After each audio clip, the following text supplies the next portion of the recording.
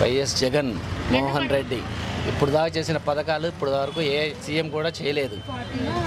ఆయన పెట్టిన పథకాలు చెప్పిన వాటికంటే కూడా ఇంకా ఎక్కువ చేశాడు కాబట్టి అతనే మళ్ళీ రావాలి.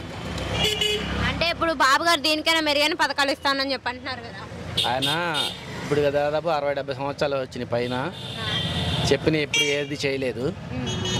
మొదటిసారి సీఎం అయ్యి మొదటిసారి చెప్పిన మాట నిలబెట్టుకున్నాడు.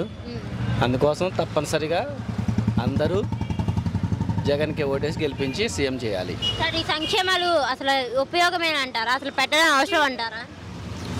పెట్టడం అవసరమేనంటే ఫస్ట్ ఎన్టీ రామారావు గారు వచ్చి 2 రూపాయలు బియ్యం పెట్టారు కదా, మరి ఆ రోజు అవసరమేన కదా పెట్టింది.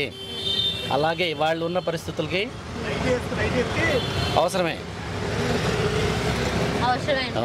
మరి పవన్ కళ్యాణ్ గారు అవసరం అసలుకి ఈ సంక్షేమాలు ప్రజల్ని సమర్పదం చేస్తాయి అని చెప్పి అంటున్నారు. అది మొదటి నుంచి చెప్పే మాటే.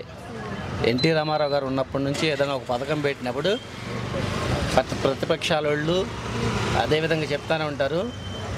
మరి వాళ్ళ కాంగ్రెస్ వాళ్ళు తెలంగాణలో గ్యాస్ బండ్లు బస్ ఫ్రీ ఎందుకు పెట్టారమ్మా? పెట్టారు కదా, మరి కాంగ్రెస్ సపోర్ట్ చేస్తున్నారు కదా వాళ్ళు, మరి అంతే.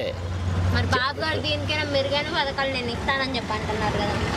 మాటలకే కానీ చేతలకి కావు కదా అవి, కావు. మరి ఇప్పుడు చంద్రబాబు గారు పవన్ కళ్యాణ్ గారు పొత్తుతో ఉన్నారు కదా, గెలుస్తారంటారు. మరి జగన్ గారు గెలుస్తారు.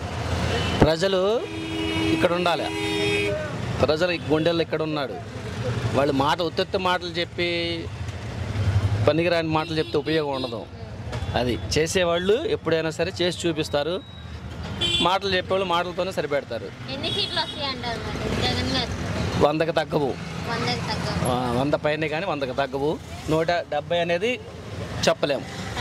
అదేంటంటే కష్టం. ఎందుకంటే గవర్నమెంట్ ఒకసారి చేసిన తర్వాత ఏంటంటే ఫస్ట్ ఉన్నంత ఊపు ప్రజల్లో కొంత వ్యతిరేకత ఉంటుంది కాబట్టి నెక్స్ట్ సీఎం మాత్రం జగనే, వైఎస్ జగనే.